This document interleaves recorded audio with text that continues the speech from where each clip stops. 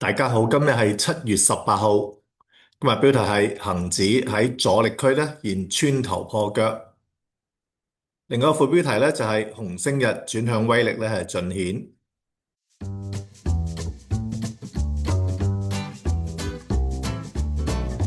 上個星期咧7月11號咧就用水星逆行期內恒指波動中上行咧為標題指出，水星逆行咧周期咧喺6月30號開始，咁恒指咧就喺前兩個交易日嘅22518咧係開始見底回升。咁去到7月13號咧，就係逆行嘅中間點，喺前夕咧曾經最高見過24499，跟住咧就以射擊之星回落。而市況咧喺呢段期間咧係特別波動咧，喺幾百點嗰度咧上上落落。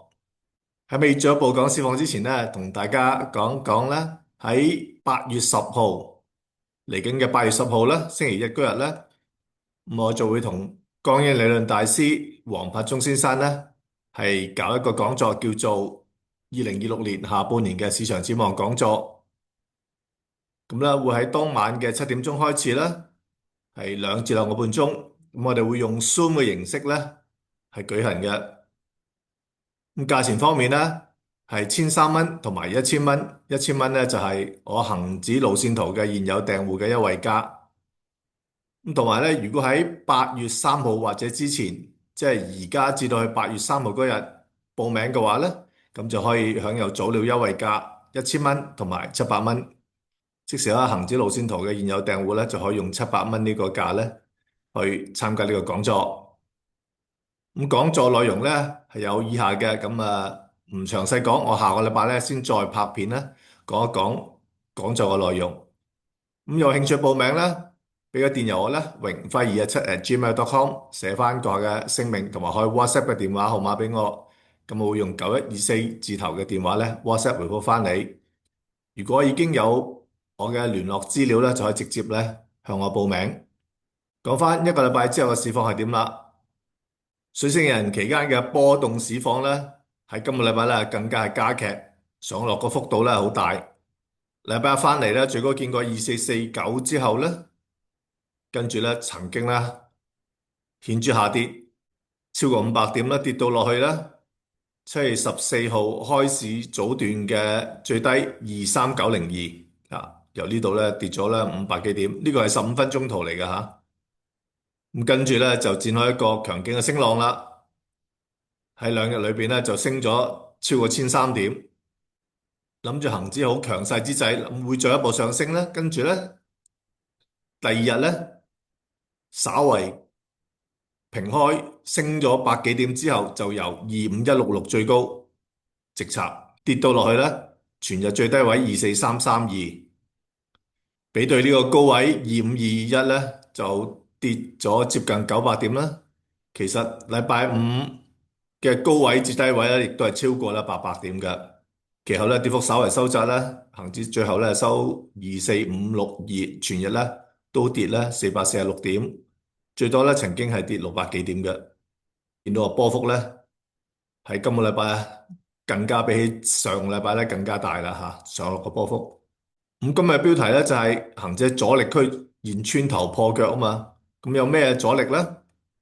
我哋嚟睇下，第一個咧係技術指標方面所構成嘅阻力，黑色呢條線啦，100天平均線。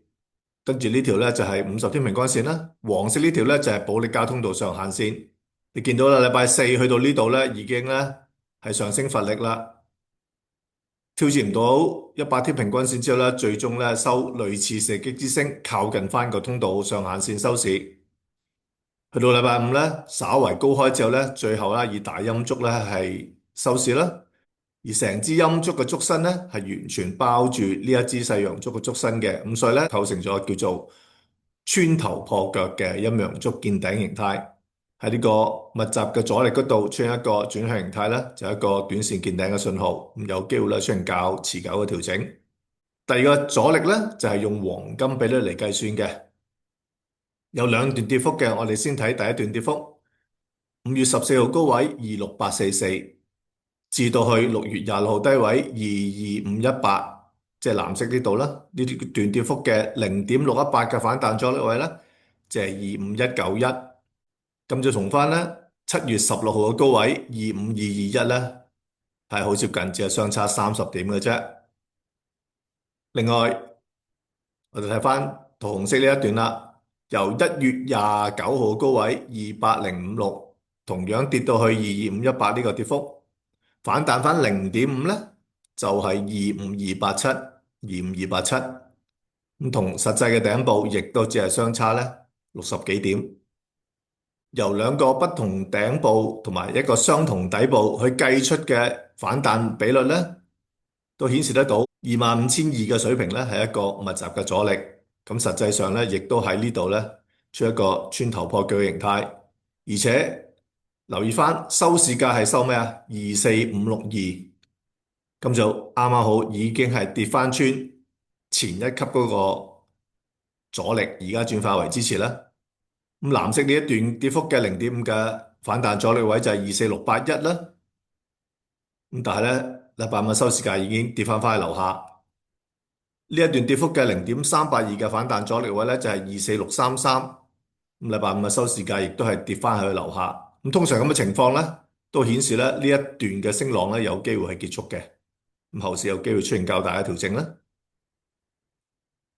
仲有一個阻力咧就係從周線圖嚟睇。我哋先睇左邊呢邊嘅恒指嘅周線圖，好明顯咧，受制於呢條紅色嘅20星期平均線，最後收類似射擊之星，靠近翻10星期平均線收市啦。右邊呢邊嘅恒生科技指數咧就更加靚啦。點靚法咧？紅色呢條20星期平均線，你可以見到啦。自從喺6715呢度見頂回落以嚟咧，所有嘅反彈咧，基本上咧都係受制於呢一條紅色嘅20星期平均線。今個禮拜都唔例外，都係去到呢度之後咧，稍為穿破，但係最終咧係以陰燭嘅射擊之星咧係受制於呢個阻力收市。另外咧就係由頂部延伸落嚟嘅下降軌。咁如果我將呢個下降軌同5203呢個頂去連咧，就啱啱好啦。今個禮拜個高位4911咧，就係受制於呢個阻力。如果我同6001呢個頂部去連咧，你都見到啦。除咗呢兩個頂之外咧，1、2、3、4次咧嘅反彈都係穿破唔到呢個下降軌嘅阻力嘅。咁所以20星期平均線同埋兩條下降軌咧，都係阻擋住恒生科技指數嘅反彈啦。咁所以整體嘅中期弱勢暫時呢刻咧都係冇改變到。最後值得留意係咩啊？近期都有提到咧，上證指數可能喺高位營造一個你叫鑽石型嘅頂部嘅形態。咁今個禮拜一支大陰燭，同時間跌穿咗鑽石型嘅底線50星期平均線同埋呢個保利加通道下限線，令到通道嘅波幅咧開始咧係擴張，有條件咧爆發一次嘅單邊嘅跌市。咁所以咧 A 股嘅走勢咧可能咧會拖累港股。咁以鑽石型嘅量度跌幅去計算咧，下跌目標係3540。咁近期咧就係水星逆行期間啊嘛。咁水星逆行期間咧好多時咧股市咧都會出現咧股災式嘅下跌。咁今次 A 股咧都屬於咧小股災嘅下跌。想了解更加多有關水星逆行嘅一啲嘅對金融市場啦、對日常生活有咩影響咧？咁咧只要成為恒指路線圖嘅訂戶咧，我就會俾翻呢兩份有關水星逆行嘅報告俾大家。第一份就係水星逆行求生手冊啦，第二份咧就係水星進出逆行區域嘅。咁只要成為恒指路線圖嘅訂戶咧，除咗有嗰兩份嘅有關水星人嘅報告之外咧，亦都會咧可以參考翻我製作嘅星曆，今個月嘅星曆同埋下個月嘅星曆，有紅星日有綠星日。紅星日未必成日有嘅，綠星日咧基本上咧每個禮拜都會有嘅，咁可以參考下睇下一啲短期或者一啲中期嘅轉向嘅時間。咁呢個咧就係訂閱嘅方法同埋價錢，大家可以停一停睇一睇。好啦，講下今日嘅副標題啦，紅星日轉向威力盡顯。咁上個禮拜都有提到啦，恒指見底嘅時間喺22,518見底嘅時間咧，就同水星逆行咧只係相差2個交易日。水星逆行咧就喺6月30號開始嘅。其實只要你有恒指路線圖嘅訂戶咧，你知道咧6月30號咧唔止係水星逆行開始嘅時間，亦都係一個紅星日。6月30號係一個紅星日嚟嘅，除咗水星逆行之外咧，亦都係一個紅星日。喺6月30號嘅下晝2點40分，我就向訂戶咧發出咗以下嘅信息。今日6月30號嗰日咧，就係紅星日，創下多個月新高或者新低嘅市場咧，就值得注意咧，係咪會出現重要嘅轉向？舉例嚟講，華虹宏力1347今日咧創下咗歷史新高之後咧回軟。假如最終咧以射擊之星收市嘅話咧，就配合前一日嘅最後破腳穿頭嘅形態，呢個形態咧就預告咧升市咧係接近見頂。再加上紅星逆嘅影響咧，咁所以咧建議持貨嘅訂戶咧就可以考慮咧部分平倉獲利啦。咁結果嘅走勢係點啊？我睇翻呢度有4幅圖，第一幅圖就係華虹宏力嘅1347嘅走勢圖啦。最終6月30號嗰日就已經係最頂啦，219.60，跟住大插到去164.3啦，曾經顯著反彈，不過破唔翻6月30號個頂咧，又再插過，由6月30號跌到去7月17號最低位134.3啦，累計跌幅咧係接近咧40%嘅38.8%。而咧就係美股英特爾啊 Intel 啊，同樣喺6月30號創下歷史新高142.35美元，跟住咧就10級以下，幾乎有一啲啦，跌到去禮拜四最低95.48，亦都咧下跌超過30%噶。呢兩隻咧就係創歷史新高之後咧就10級以下啦。咁另外兩隻咧就係見底回升喎。